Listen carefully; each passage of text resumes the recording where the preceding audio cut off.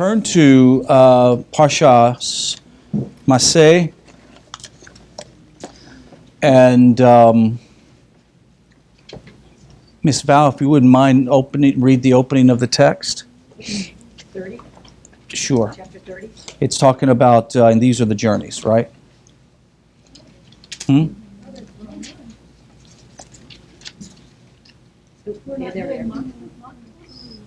Well, Matos was, yes, we are in Matos, but last year I didn't deal with this part of the subject matter, so I'm extracting that out.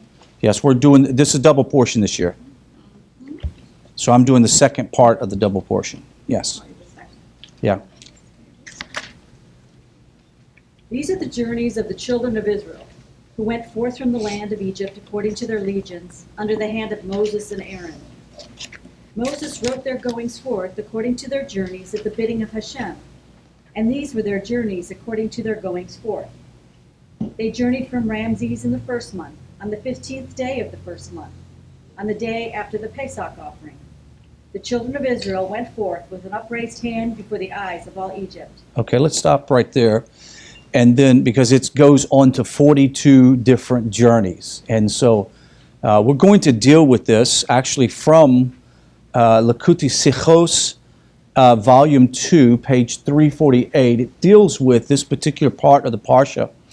And it focuses on this idea, why journeys instead of journey? And we've pretty much all have heard the explanation, but we're going to look at the Baal Shem Tov's explanation of this, is that that this reflects on the journey of every human being from birth to death. And what does it really encapsulate?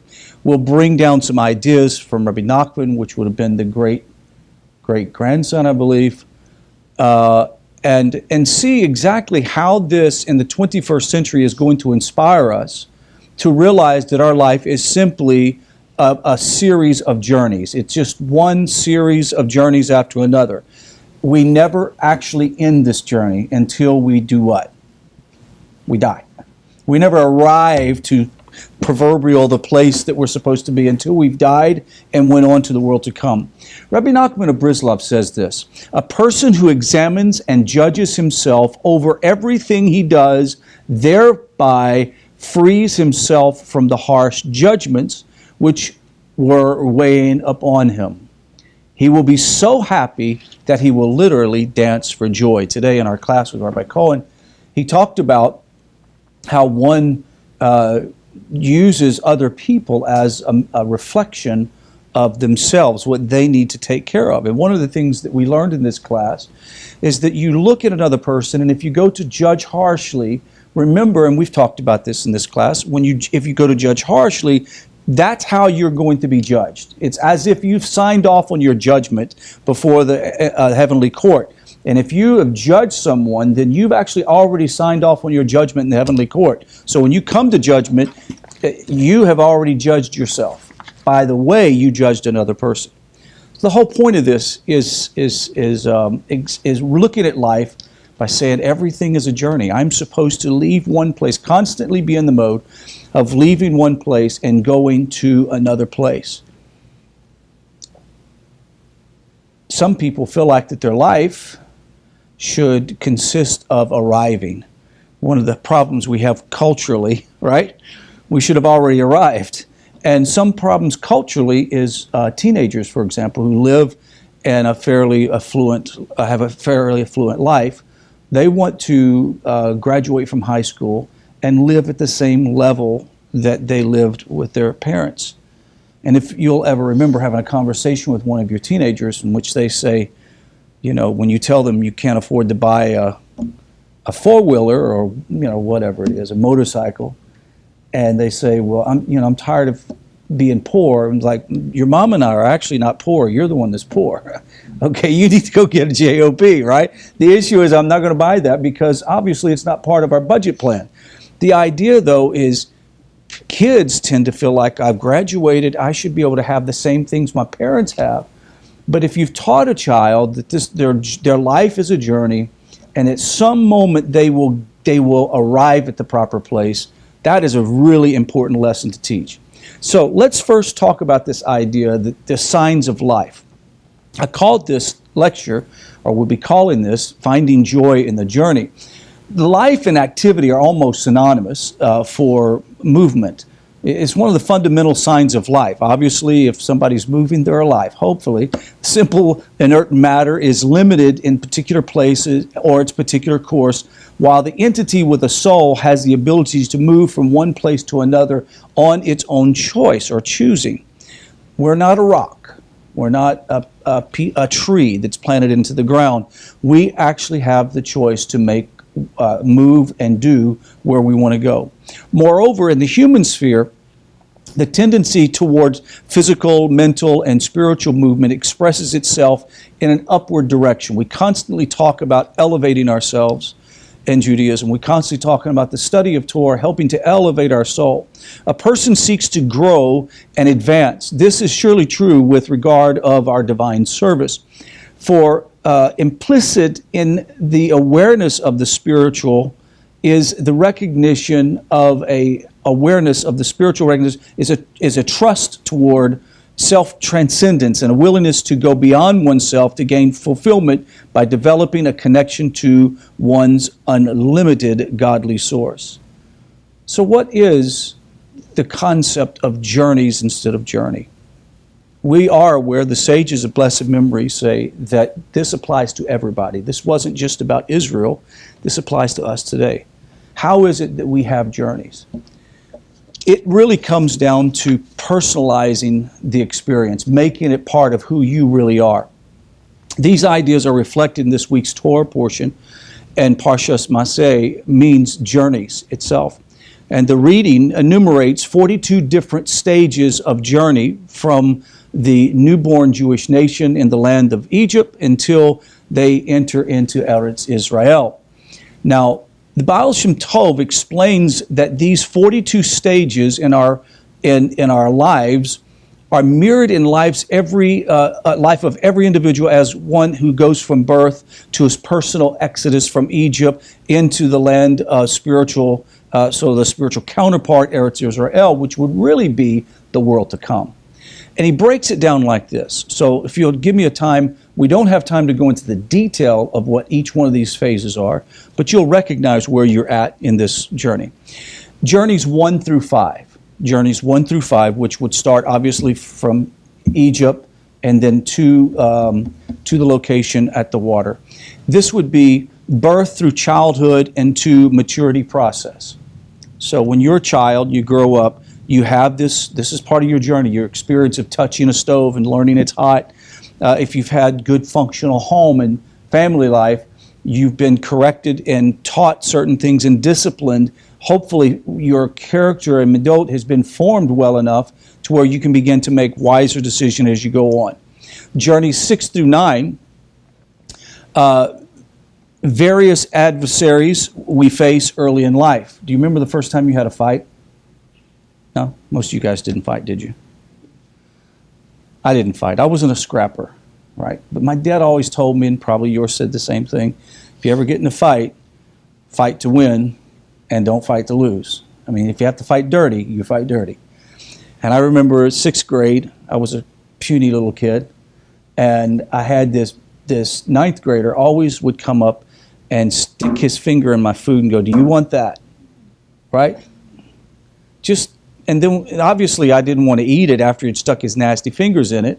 And he would laugh. He just thought it was funny. It was like, so it was something, I don't know what it was, but something about me, he just constantly wanted to pick on me. And we'd come in, I would get in line for lunch, and he'd come up and knock me out of line. And of course, you know how you brutal kids are. They won't let you back in the line, right? So I just got a tummy full of it. And we were on the bus, and he came up and said that I was in his seat. And I said, no, everybody can, you sit wherever you want. He goes, "No, you're in my seat, get up." And he grabbed me by the collar to pick me up and to physically throw me down the aisle. And when I came up, I was swinging. And I wasn't stopping until he was crying and his nose was bleeding.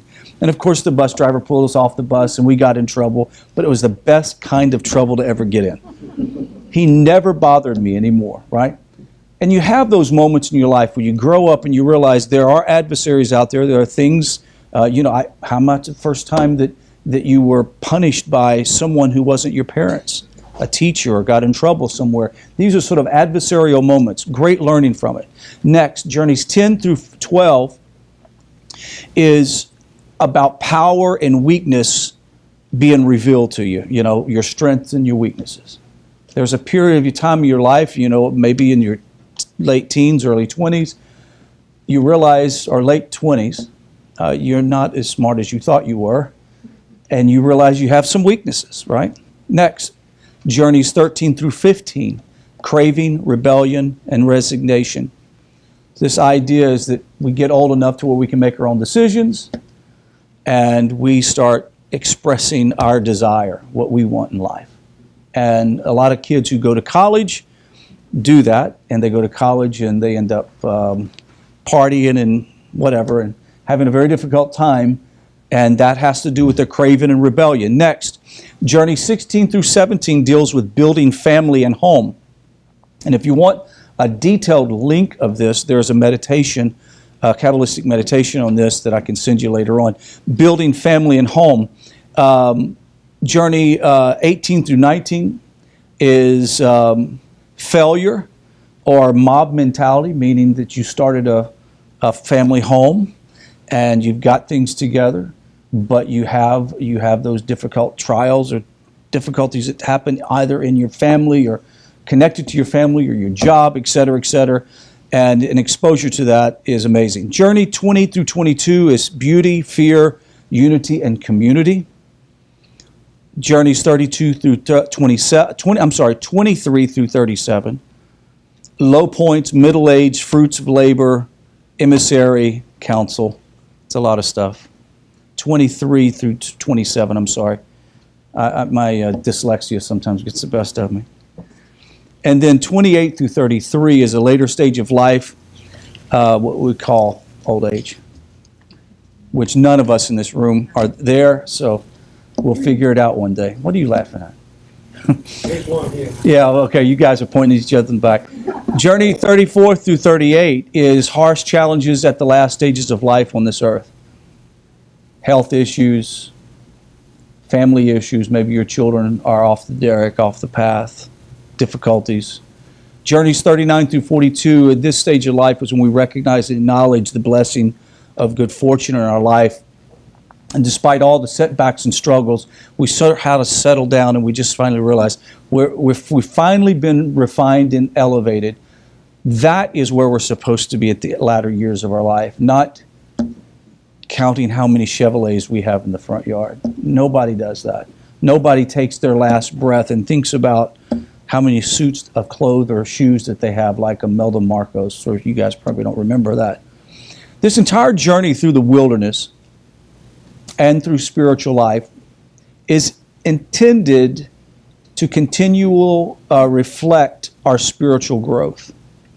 Even though those stages which are associated with negative elements have positive impetus. We all know that all things have a purpose. Everything is by the hand of Hashem. If that is the case, then even the worst of my decisions and your decisions have been an important part of the journey. And sometimes that's hard for us to comprehend. How is it that I could have made such a fatal error in judgment, or even may have committed a sin, and yet that is a part of my eventual elevation? And we know, how is that the case?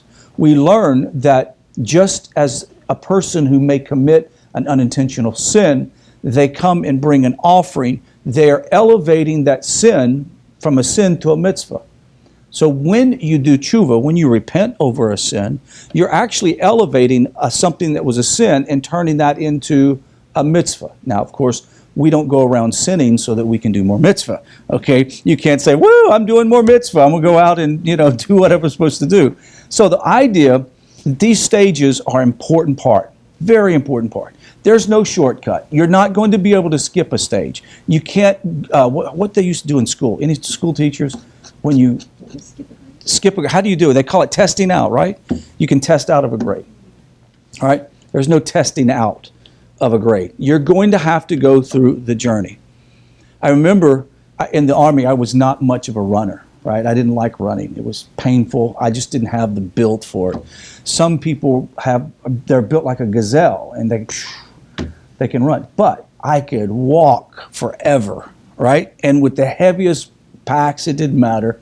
I could walk. So 25, 30-mile road marches was no big deal. I was like on the road marches whistling. But don't ask me to run 10 miles because I would be throwing up. It was just like, that was just part of who I was. But it was funny because you would get on the road to get started and everybody would be in such a great mood. They would be singing cadence and they'd be laughing and joking at each other. And, you know, people are going back and forth and banter. And boy, you ought to see the last mile.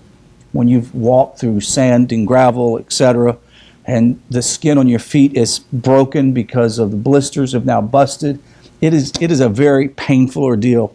And, you know, when everybody starts on the journey, they're talking about how, oh, yeah, I found the greatest secret. I'm wearing a pair of pantyhose, you know. I'm serious. There was all kinds of secrets.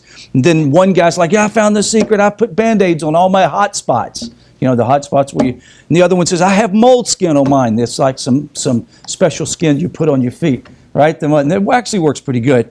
I put mold skin. The other guy, I put Vaseline on my feet. It's like, right?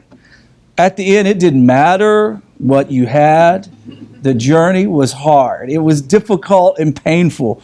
And even though I could walk, it was no big deal. You still had tremendous pain. You have these blisters to contend with. And you're walking like a 90-year-old man the next day at work because your feet hurt so bad. We cannot have shortcuts.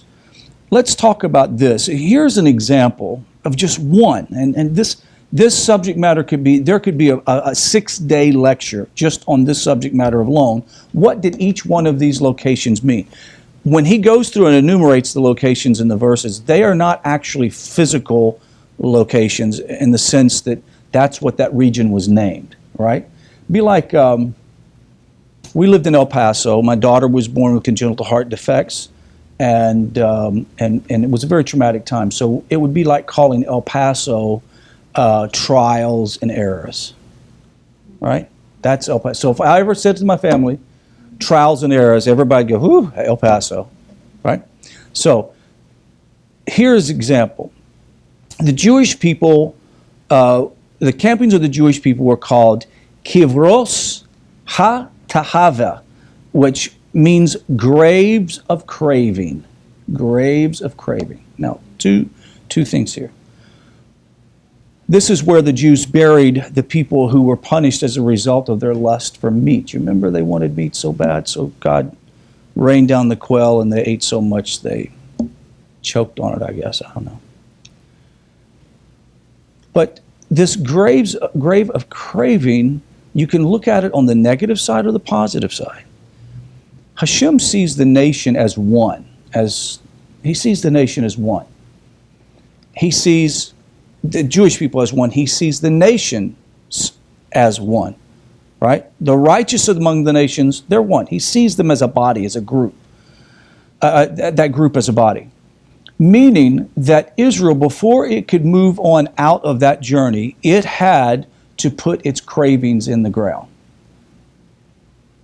You understand? It had to put its lust and desire, it had to bury it. Very important part of our life, our spiritual growth, is being able to develop proper cravings, the appropriate cravings. Our yetzer is constantly, our inclinations constantly causing us to, or tempting us in our cravings. It's funny, you go, remember the fast that we did here a while back?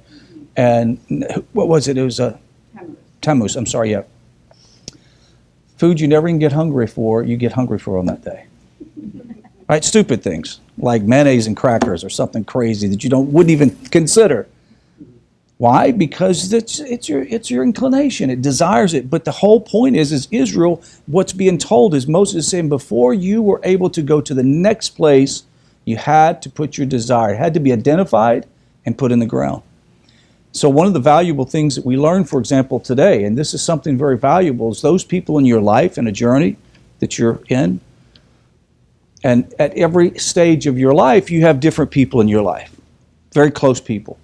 The people who are closest to you during that particular part of the journey, you need to be asking yourself this: what do I see in that other person that needs to change in me? Because what ended up happening is Israel there buried those people who were driven by their lust for meat. Had to bury them. And truly they had to search in their heart and say, you know what, I'm not too far away from that myself. I mean, I've gorged on some meat, but not that much. God help me to have balance in my life. You see the difference here. This is what they're talking about. The name Kivros Hata'ava literally means graves of craving. In this place, the Jews were to reach such a high level of connection to God that they would bury all of the material cravings.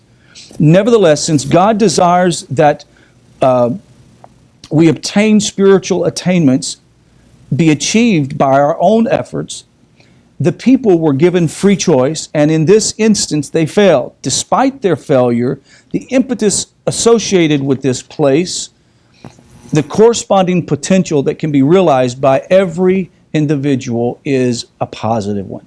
Even as negative as it was, can still be turned out to be a positive one. We've talked about this on a regular basis, how sin exposes, our sin exposes what needs to be fixed. That's it. And we've got to be careful on being honest with ourselves. And I think we had a conversation about this. Was it Thursday? I can't remember if it's Thursday or not. I think it was Thursday morning. Val and I were talking. Maybe it was Val and I talking about it. But we talk about how we love truth. Oh, I'm a person of truth.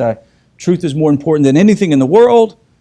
But yet I'm not willing to look at the negative character traits in me that needs to be illuminated by truth, and be honest with myself, and it needs to be dealt with. That's what we're talking about. All of this is a part. That's what your journey's for. So let's talk about an encampment or a journey. Are you supposed to be at a stationary position, or we're supposed to be on a static move?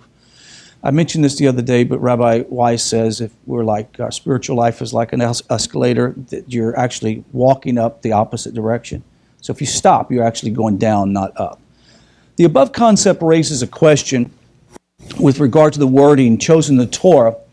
As mentioned, the word Massei means journeys, and yet within the Torah reading, the meaning of the term is campings. From a linguistic perspective, there is no difficulty with such a usage, because Rashi comments previously. He says, since later they journeyed from the place of these encampments, it is appropriate to describe them with the term ma'as saos. Nevertheless, the question is one of focus. Seemingly, the fact that every encampment is named appears to place an emphasis on each of these stopping points as an entity on its own. So it is possible to explain that the intent is to emphasize that all these encampments are merely intermediary stages before they get to Eretz Yisrael. Our sights must always be on the ultimate goal. What is the ultimate goal in our life? To just get through this journey? Sometimes a particular part of your journey is so hard that you just want to get through this one, right? It's refinement. It's the world to come. That's what this is about. We are refining ourselves the world to come. I have spoken to some people that they believe that it's completely ludicrous to live your life for the world to come. I've heard them say it. It just doesn't make sense to me. Why would you? That's silly. Why would you live your entire life for something you don't even know what's going to be like? Well, my trust and faith in Hashem tells me that that is what this life is for. And what we discover is the greatest reward is, I know that we're working for the world to come, but we receive great reward here on this earth as we're doing this. So, Without discounting the positive aspects of such an explanation, it does not appear appropriate in the context of the Torah reading, for the Torah recounts those 42 places with the intent of highlighting the events that occurred at each one, to learn from them and recall the teachings of Baal Shem Tov to apply these lessons within our own spiritual endeavor. Since each step of the journey represents a phase of holiness, it possesses an importance of its own. Indeed, our sages of blessed memory state that because the encampments were made according to God's word, every one was endowed with a dimension of permanence.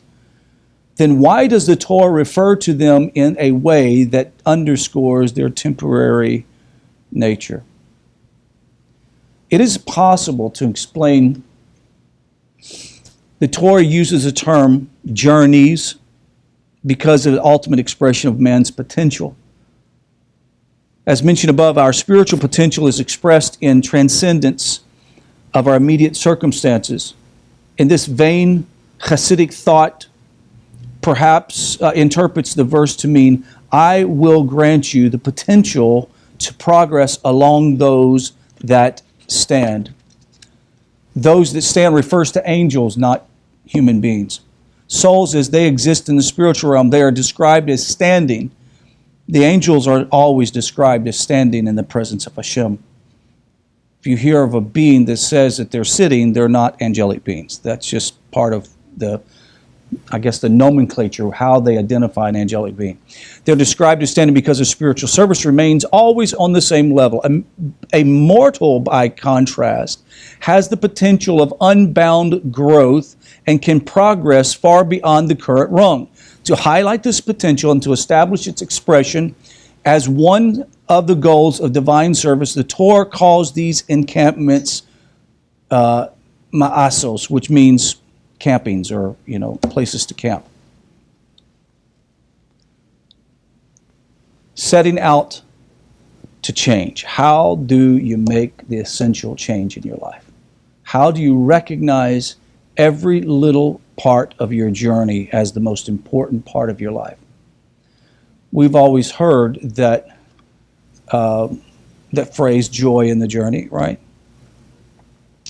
But to be honest with you, I have found myself becoming impatient with where I'm at. Have you? You ever get impatient?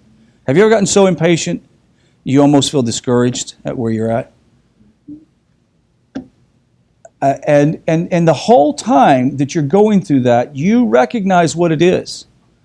You recognize that you are trying to do exactly what it's supposed to do, and that is be the accuser, the defense attorney that wants to cause you to make decisions that are irrational, probably not well reasoned. It's very easy to get into that place. The point is when a person can see his destination, his degree of progress is defined. Massei, by contrast, underscores setting out toward uncharted horizons. This is about living our life without knowing where the journey is going to take us next. In the military, we called that ops tempo. Have you ever heard the phrase ops tempo, operation tempo? Meaning it's at a level of the tempo of the thing. The events that are going on are so fast. Their operational level goes on so fast, you have no idea what's going to come around the corner. You just have to be prepared to respond to it. And it seems that the life that Hashem gives us is that way. Many of us who came into Torah immediately found our life turned up on its head. Right? Because we find out that the life that we were living was in a vein that was worldly or was in the world. And then when we come to Torah, we're in a Torah mentality. We're in a whole wisdom of Torah. It's just a completely different lifestyle. And you find yourself just completely confused by the whole process. But then once you get into it, you realize, wow, what the value it is in being able to have service to Hashem and setting out to change the little things in our life that need to be changed. What is the ultimate journey? on the verse, these are the journeys of the children of Israel who left the land of Egypt, the Alter Rebbe asked this question.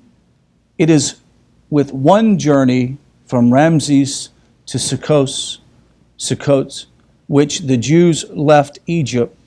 Why are they all the subsequent journeys associated with the exodus from Egypt? The Alter Rebbe explains that the plural term is used because every journey of mankind throughout the century has been from the land of Egypt. That's what it's about. It's about making sure you don't go back to Egypt, right? The journeys is this constant. You remember what did Hashem say? How many times are you going to go around this mountain? Right? How many times are you going to go around this mountain? And there have been times I know in my own life that I thought, okay, I'm finished. I don't want to go around the mountain anymore. But the reason why you're going around it is because in your free will and your free choice, there are parts of you that needs to be refined, that if you don't refine it, you might be walking back to the Red Sea. And Hashem wants to make sure that you root out every possibility.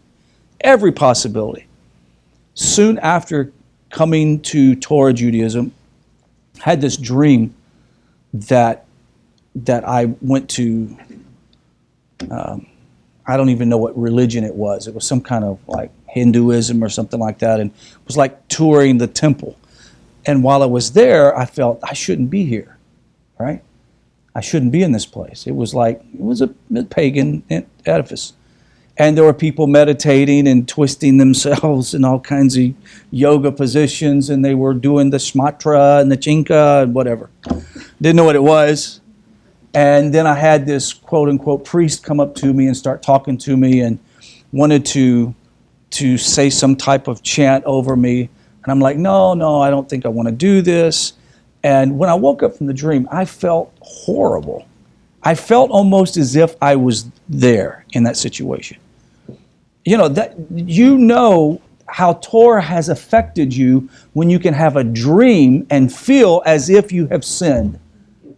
That's how Torah affects you, and it's a powerful. But I spent most of my life in part of my journey that never even crossed my mind. I have had horrible, lustful dreams and never ever felt bad about them in the past. When Torah comes, it changes your whole perspective.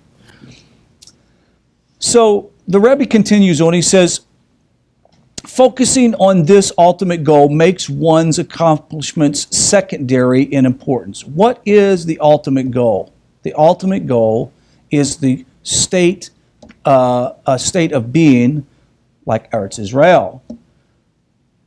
But in reality, that Eretz Yisrael for us is what? The age of redemption. It's the Messianic era. That's what keeps us motivated for doing what we're doing. Why do we live life of purity and holiness before Hashem?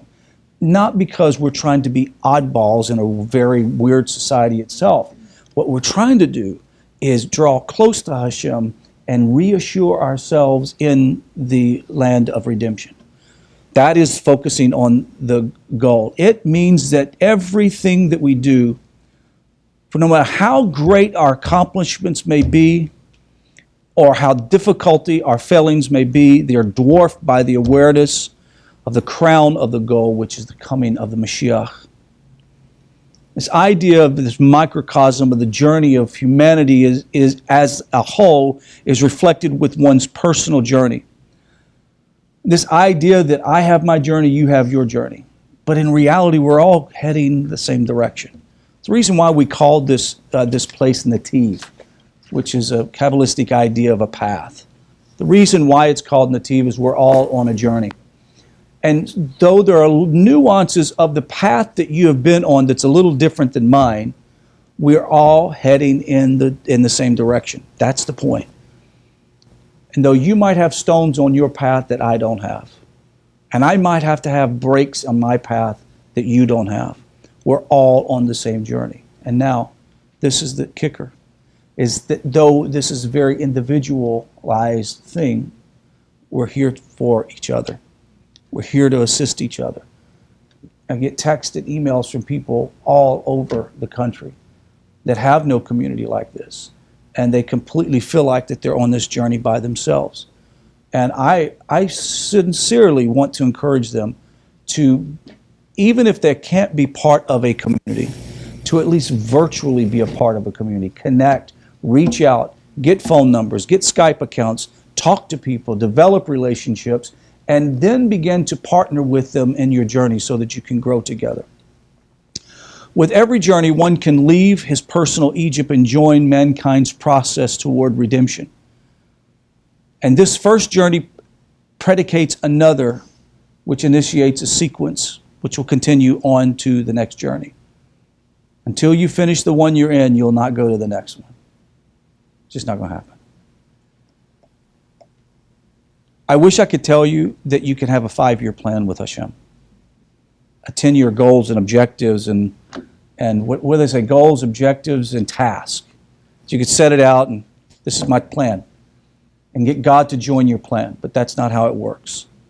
If you want to be a refined person and you truly want to practice your free will in the handiwork of Hashem, then you're going to play his game. He can't play your game. Now, if you want to play your own game, you can do that. You can certainly do your own game, but you have to deal with the consequences and the result of that game. That concludes this lecture.